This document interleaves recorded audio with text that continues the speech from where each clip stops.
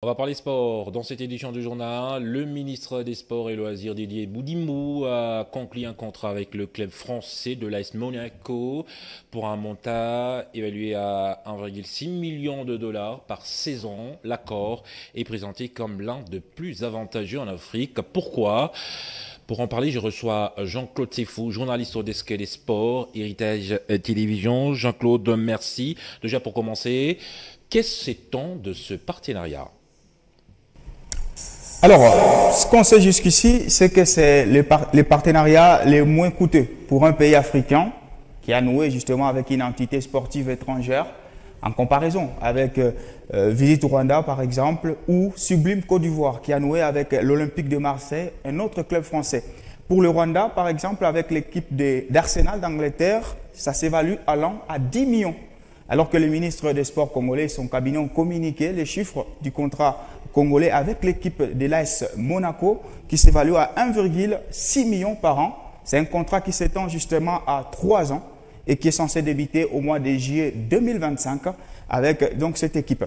Il y a 3 dimensions à souligner dans ces contrats. D'abord, la première dimension, la plus visible, c'est la visibilité de la République démocratique du Congo. Et donc désormais, à partir de juillet 2025, l'équipe de Monaco, qui dispute la Ligue 1 française, mais également qualifiée en Ligue des champions de l'UEFA, va devoir porter les maillots floqués Expérience RDC.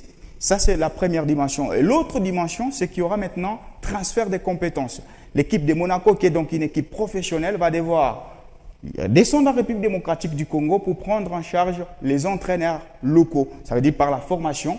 Il y a également des jeunes talents qui vont bénéficier de ces contrats ou de ces partenariats, des talents qui vont aller à Monaco pour y faire un stage. Donc il y a en tout cas ce genre de bénéfices entre la République démocratique du Congo et les clubs les plus prestigieux. Il y a aussi un excédent à souligner. Au-delà des 1,6 million qui ont donc été mentionnés, il y a 200 000 dollars qui sera versé aux autorités de l'AS Monaco pour leur aider avec les transports et les voyages quand ils seront en République démocratique du Congo. Donc il y a cette visibilité. Mais l'autre dimension à souligner, c'est les soft power. Ça a commencé avec ce qu'on appelle la diplomatie sportive développée par les Qatar quand ils sont partis soutenir le Paris Saint-Germain. Donc un pays peut justement utiliser une diplomatie sur le plan sportif ou footballistique et essayer de se faire connaître. Donc c'est un partenariat avantageux pour la RDC, mais également pour l'AS Monaco.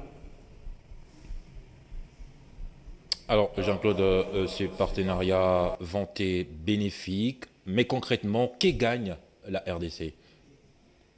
C'est ce transfert de compétences. L'équipe de Monaco qui joue l'élite en France, mais également qualifiée en Ligue des Champions, c'est une équipe bien structurée.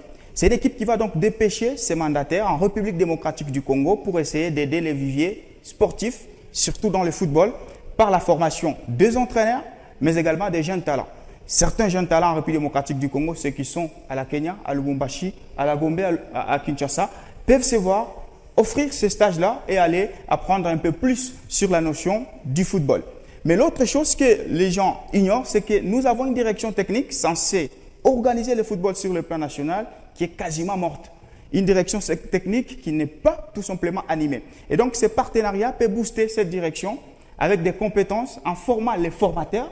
Et ceux-ci vont maintenant descendre dans des provinces pour essayer d'inculquer les notions du football aux gens qui, cette fois, vont maintenant descendre dans les rues. Donc, les entraîneurs locaux qui sont en manque de formation, qui n'ont pas les moyens d'aller, par exemple, au Maroc, en France, pour se former et avoir des licences, peuvent profiter de ces partenariats, d'apprendre et peut-être aussi de pouvoir s'émanciper. Donc, c'est un partenariat qui présente justement cet avantage, au-delà de la visibilité. Je vous rappelle que Monaco va jouer la Ligue des champions de l'UEFA la saison prochaine. C'est la plus prestigieuse compétition au monde. Et donc, la RDC sera ravie.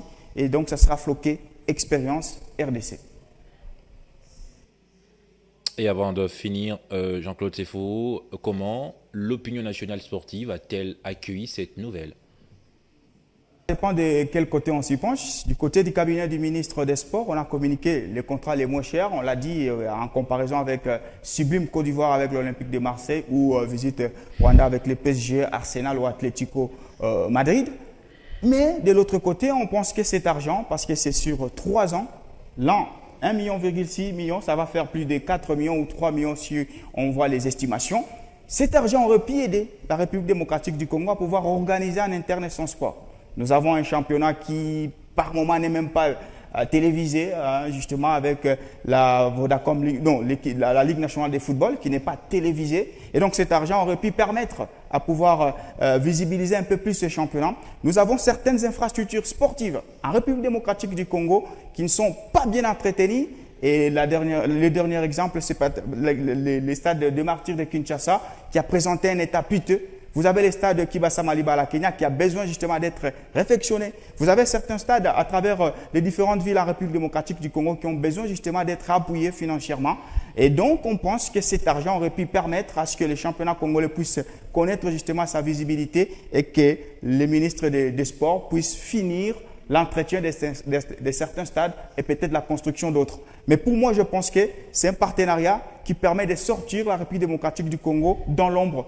Aujourd'hui, les pays civilisés investissent dans le foot et surtout dans ce qu'on appelle les soft power pour essayer de faire entendre sa voix et peut-être d'être vu. Merci à vous, Jean-Claude Seyfo. Je rappelle, vous êtes journaliste sur Desk des Sports à Héritage Télévision. Merci à tous.